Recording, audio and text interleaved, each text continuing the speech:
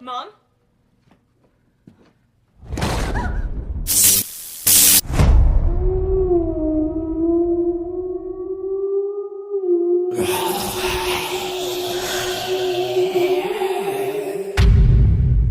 Film dibuka dengan pemandangan sebuah mobil yang melaju pelan di tengah jalan pedesaan yang sepi. Di dalamnya, tampak sebuah keluarga kecil, James, istrinya Dennis, serta dua anak mereka, Jessica yang sudah remaja dan Benny, bocah kecil yang masih balita.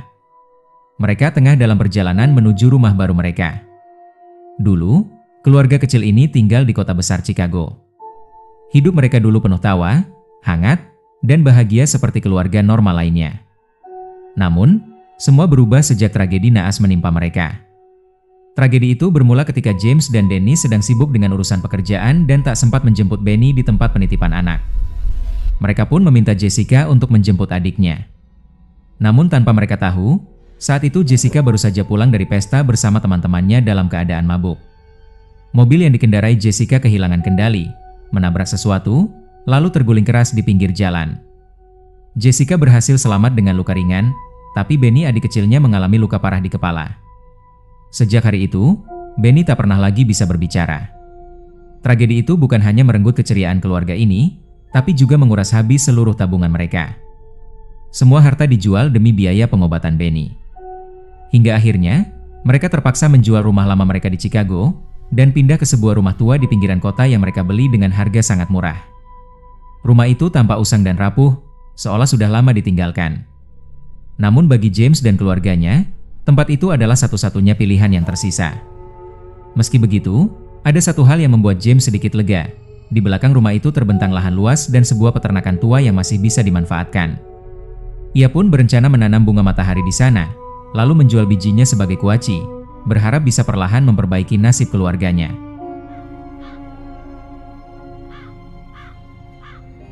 Setelah tiba di rumah baru itu, mereka mulai menurunkan barang-barang dan membersihkan setiap sudut ruangan.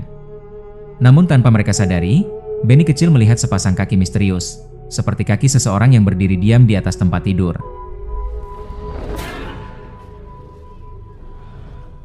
Malam harinya, ketika semua sudah tertidur, James yang masih terjaga mendengar suara Benny.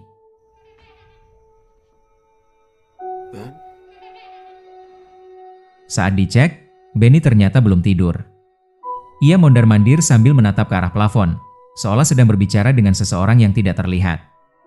James kebingungan melihat kelakuan anaknya itu, tapi ia mencoba menenangkannya dan menidurkan Benny kembali. Keesokan paginya, Dennis juga mengalami kejadian aneh. Ia dibuat terkejut ketika melihat dinding yang kemarin sudah ia bersihkan, kini kembali kotor seperti sebelumnya.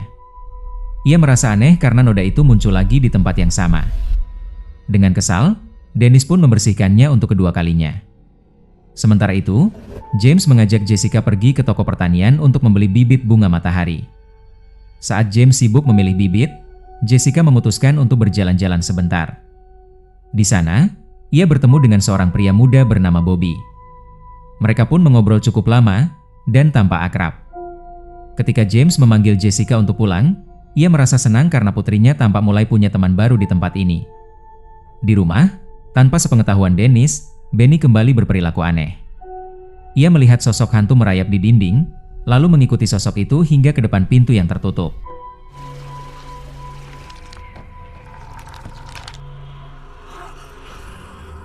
Hampir saja Benny masuk ke ruangan itu, tapi untungnya Dennis datang tepat waktu dan menghentikannya.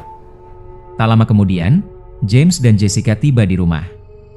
Mereka menurunkan semua bibit bunga matahari dan menyimpannya di ruang bawah tanah.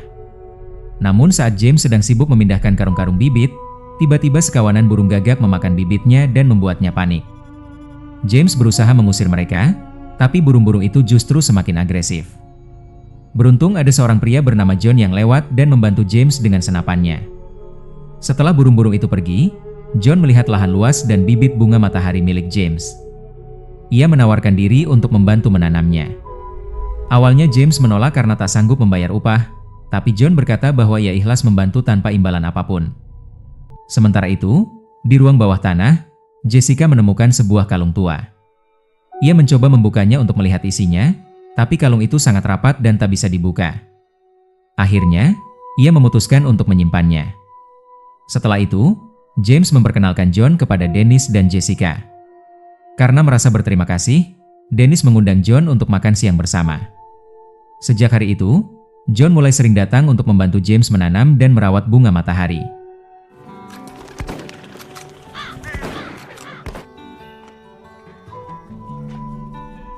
Hari demi hari berlalu, bunga-bunga matahari mulai tumbuh dengan subur. Tapi suatu hari, James mengalami kecelakaan kecil. Tangannya terjepit mesin traktor hingga luka cukup parah. Dennis langsung membawanya ke rumah sakit, sementara Jessica diminta tinggal di rumah menjaga Benny. Tak lama setelah mereka pergi, Jessica mendengar suara berisik dari lantai atas. Awalnya ia mengira John yang datang, tapi saat diperiksa, suasana rumah terasa berbeda. Tiba-tiba, barang-barang di ruang tamu jatuh berantakan, seolah ada sesuatu yang melemparkannya dengan keras.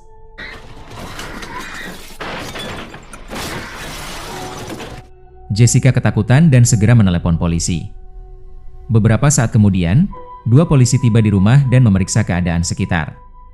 Namun anehnya, semua barang-barang terlihat rapi. Tidak ada yang berantakan, seolah tidak terjadi apa-apa. Polisi pun mengatakan bahwa mungkin Jessica hanya berhalusinasi. Ketika James dan Dennis kembali ke rumah, mereka terkejut melihat mobil polisi di depan rumah. Polisi menjelaskan bahwa Jessica mengaku melihat sesuatu di dalam rumah, namun tidak ditemukan tanda-tanda apapun. Jessica dengan kesal membantah, ia bersikeras bahwa ada sosok tak kasat mata yang menjatuhkan barang-barang rumah. Tapi James dan Dennis tidak mempercayainya, dan mereka malah marah karena menganggap Jessica hanya berhayal. Jessica kemudian berbicara pada Benny, "Andai saja kamu bisa bicara, pasti kamu bisa kasih tahu apa yang sebenarnya terjadi di rumah ini." Benny hanya diam, lalu tiba-tiba menunjuk ke arah sebuah ruangan. Jessica menggendong Benny dan perlahan menuju ruangan itu. Tiba-tiba, suasana terasa dingin, dan Jessica merasa seperti ada seseorang yang sedang memperhatikannya dari belakang.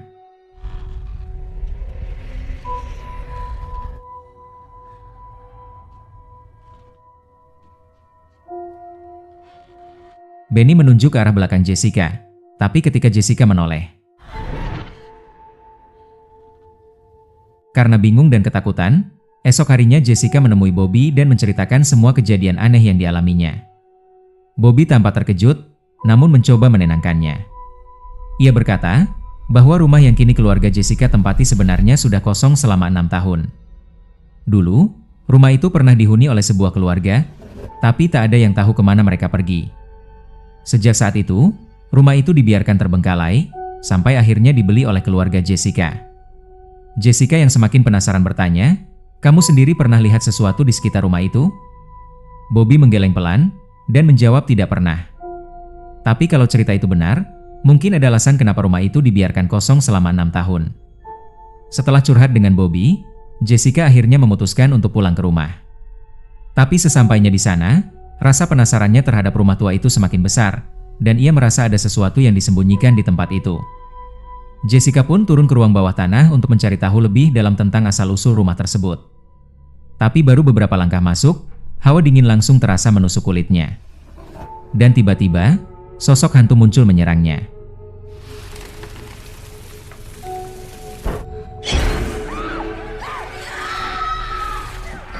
Jessica berusaha berlari menaiki tangga, tapi kaki Jessica tiba-tiba ditarik kuat dari bawah.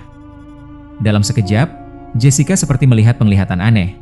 Seorang wanita yang juga pernah ditarik di tangga yang sama, berteriak minta tolong sebelum akhirnya terjatuh.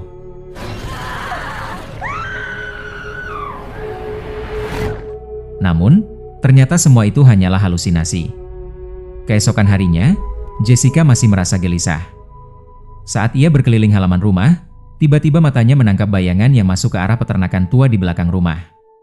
Dengan rasa penasaran, Jessica mengikuti bayangan itu dan masuk ke dalam peternakan. Di dalam sana, suasananya sunyi, hanya terdengar suara langkahnya sendiri yang bergema. Hingga di sudut ruangan, ia melihat seorang anak kecil berdiri diam membelakanginya. Perlahan Jessica mendekat, tapi tiba-tiba anak itu menoleh, memperlihatkan wajahnya yang pucat, dan langsung menyerangnya. Akibat serangan itu, membuat lengannya terluka cukup parah, dan ia pun dilarikan ke rumah sakit. Namun setelah diperiksa, Dokter mengatakan pada James dan Dennis bahwa luka-luka Jessica bukan disebabkan oleh serangan orang lain, melainkan seperti goresan dirinya sendiri. Dokter bahkan menuduh Jessica melukai diri sendiri hanya untuk mencari perhatian. Dalam perjalanan pulang, James dan Dennis sangat marah. Mereka menuduh Jessica berbohong dan hanya mencari simpati.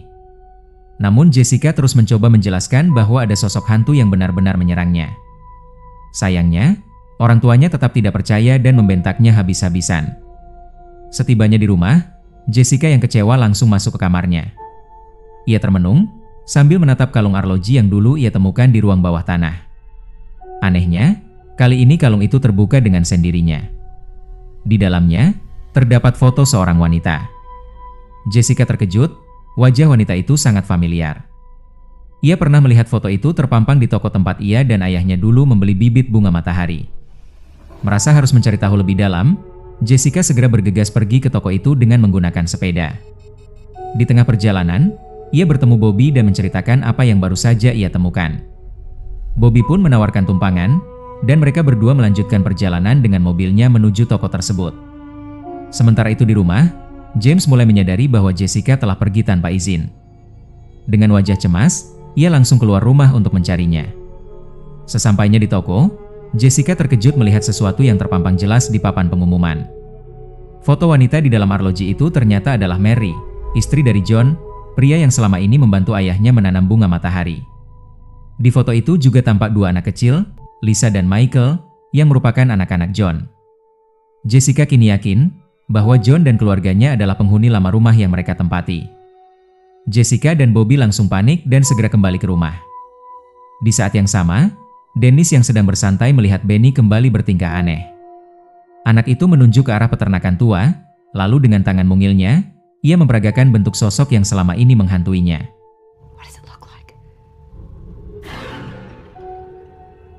Tubuh Dennis merinding. Untuk pertama kalinya ia benar-benar percaya pada semua ucapan Jessica selama ini. Ia pun mulai mengemasi barang-barang, berniat untuk segera pergi dari rumah itu. Tapi sebelum sempat keluar, tiba-tiba dari tembok muncul sosok hantu perempuan. Sementara itu, saat John sedang bekerja di ladang, tiba-tiba langit di atasnya dipenuhi suara pekikan burung gagak. Dalam hitungan detik, ratusan ekor gagak hitam berputar-putar di atas kepalanya, lalu menyerangnya tanpa ampun.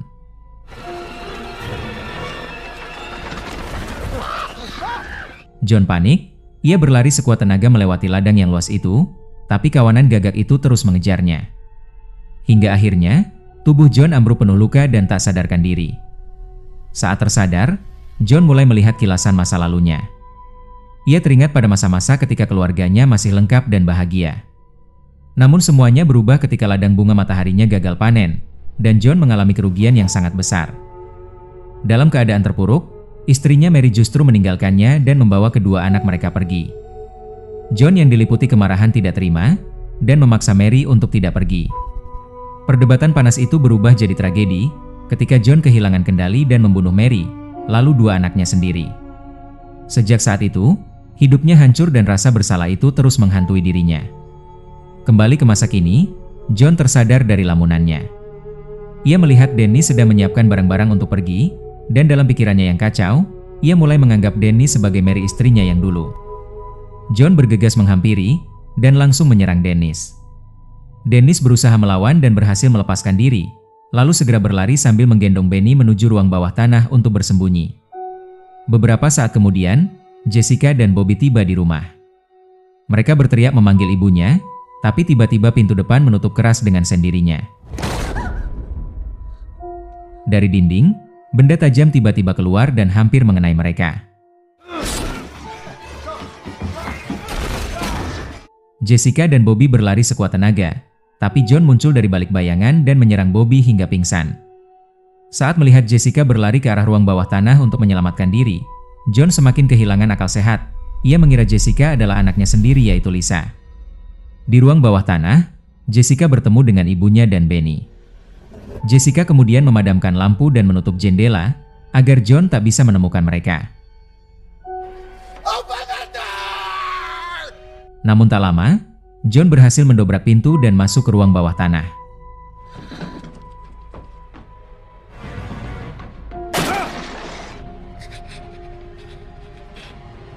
Dalam ketegangan itu, James datang tepat waktu untuk menyelamatkan keluarganya. Tapi John tak membiarkan hal itu terjadi. Ia menusuk punggung James dengan garpu rumput hingga membuat James terluka parah. Dennis dan Jessica berusaha melawan, tapi kekuatan John jauh lebih besar. Ketika mereka sudah terpojok, tiba-tiba lantai ruang bawah tanah mulai bergetar. Tanah di bawah mereka berubah menjadi lumpur bercampur air, dan dari dalam tanah itu, muncul arwah Mary menarik tubuh John ke bawah.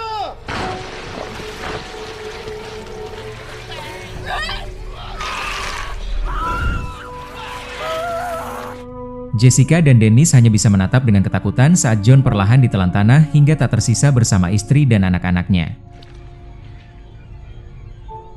Beberapa bulan kemudian, kini keluarga kecil itu akhirnya bisa hidup tenang kembali. Yang lebih mengejutkan, Benny kini sudah bisa berbicara kembali setelah sekian lama. Kini keluarga James hidup bahagia, tanpa gangguan lagi dari masa lalu rumah itu. Dan bunga-bunga matahari yang dulu mereka tanam, kembali bermekaran dengan indahnya. Dari kisah ini kita belajar bahwa setiap rumah, setiap keluarga, dan setiap hati manusia menyimpan rahasianya masing-masing. John bukanlah monster sejak awal. Ia hanyalah seorang ayah yang terluka, seorang suami yang kehilangan harapan, hingga akhirnya tenggelam dalam amarah dan rasa kecewa. Tapi ketika hati dikuasai kebencian, cinta pun berubah jadi kutukan, dan yang tersisa hanyalah penyesalan. Arwah yang gentayangan di rumah itu bukan sekadar hantu. Mereka adalah saksi dari dosa yang tak pernah ditebus. Mereka menunggu, bukan untuk menakuti, tapi untuk menyampaikan pesan bahwa kebenaran harus dihadapi, dan luka masa lalu harus disembuhkan sebelum semuanya terlambat. Karena pada akhirnya, bukan kematian yang menakutkan, melainkan hidup tanpa kasih, tanpa maaf, dan tanpa keikhlasan untuk melepaskan masa lalu. Saya Rumi pamit undur diri, sampai jumpa di video berikutnya.